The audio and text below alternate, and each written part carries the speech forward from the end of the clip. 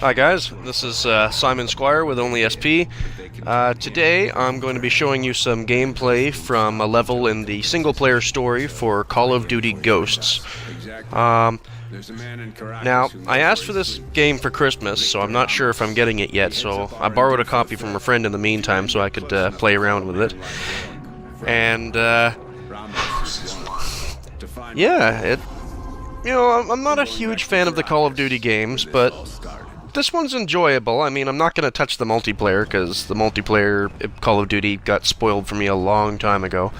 But the single-player campaign actually is kind of fun. It's got a few epic moments, and one thing that I really like to do in a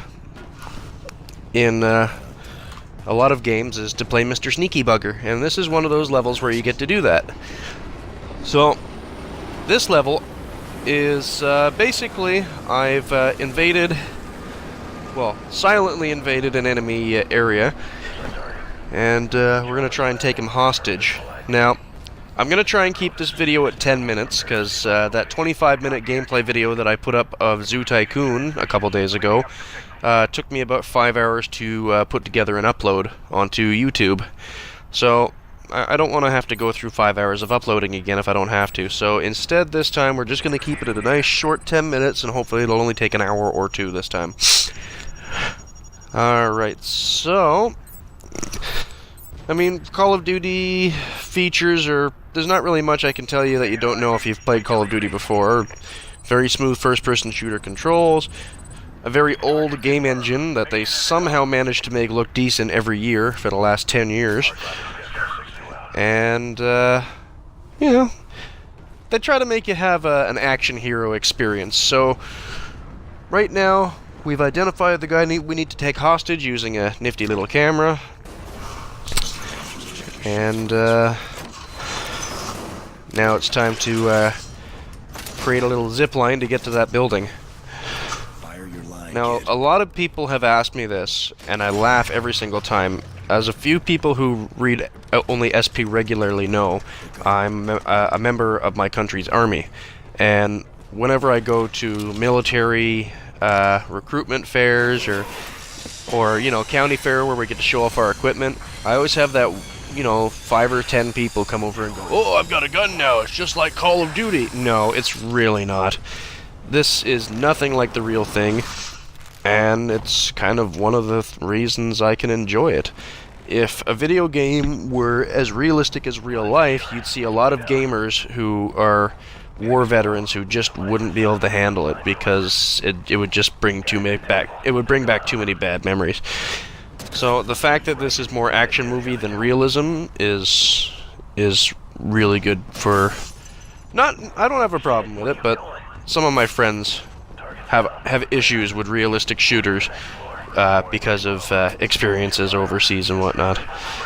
So a game like Call of Duty that is completely out of the water is a nice way to have fun in a shooting game without getting twitchy.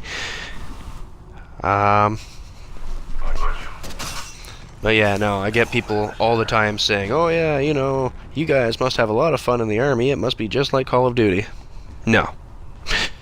Okay, so this part here, going off of the army stuff, kinda reminds me sort of like a first-person Splinter Cell. I'm a really big fan of the Splinter Cell series, and I think it was Chaos Theory or Double Agent, where you're crawling down the side of a building, playing Mr. Sneaky, and occasionally pegging guards so that you don't get spotted.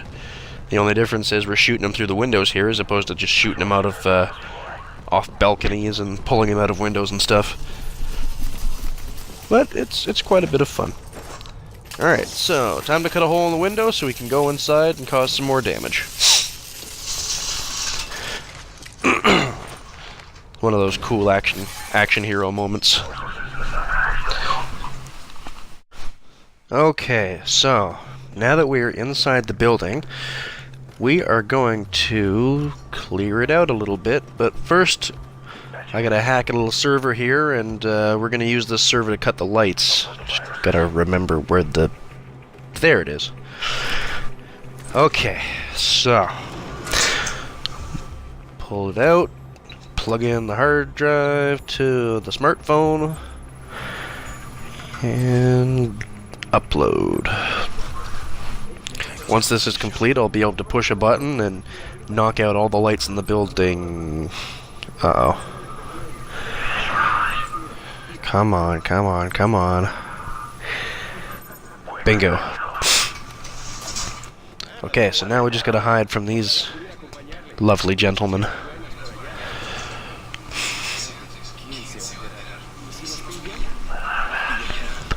Alright.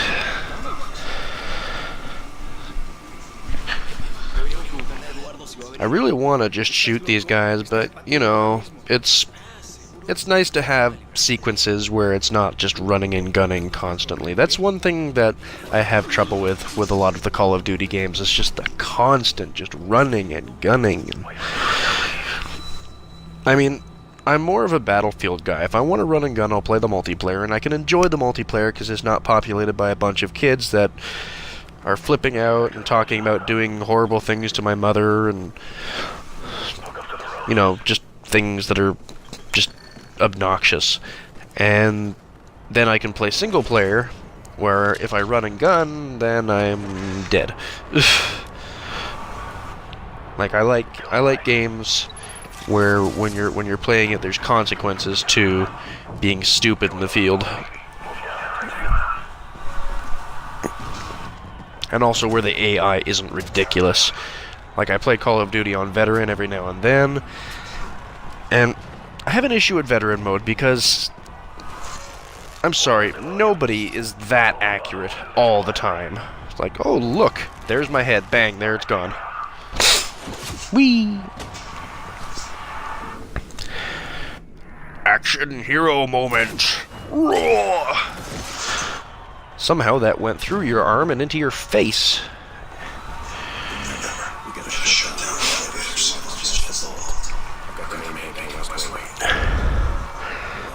Okay. Sneaky, sneaky. Now, this is the second half of this video. As I said, I'm keeping it at 10 minutes, so there won't be more after this next 5 minutes are done. Goodbye. Interesting hit detection. I shot slightly to the left of his head, and he still died. Nice textures and lighting, though. I mean, I've said it before. The engine is kind of old, and they kind of need a new one. But it doesn't look that bad. There's a level that I'm going to show in a later playthrough that actually has some really pretty graphics. There's an underwater level. And I was very convinced when I was playing it. It was beautiful. And I've never described a Call of Duty game as beautiful, ever. Okay. Here we go. When I finish this video, I'm going to end it with a shootout actually in this room with a really neat attachment. I warn you now, if you have any kind of epilepsy, you may want to stop watching now because there's going to be a lot of flashing lights in a second.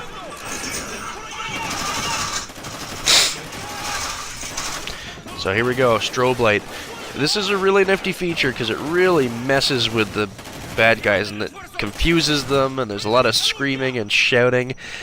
The only issue I have with the strobe light is it's kind of a double-edged sword. I can't see much what I'm doing either. So, as I said, if anybody's epileptic, I gave you a little disclaimer at the beginning. I don't want somebody to get into a fit by watching one of my videos. That would not fly by me. So, you've had your disclaimer. Alright, and this is the end of the video. As I said before, I'll be putting up videos from LEGO Marvel Superheroes soon, and I hope everybody has a safe and happy Christmas, or whatever you celebrate. Check out onlysp.com.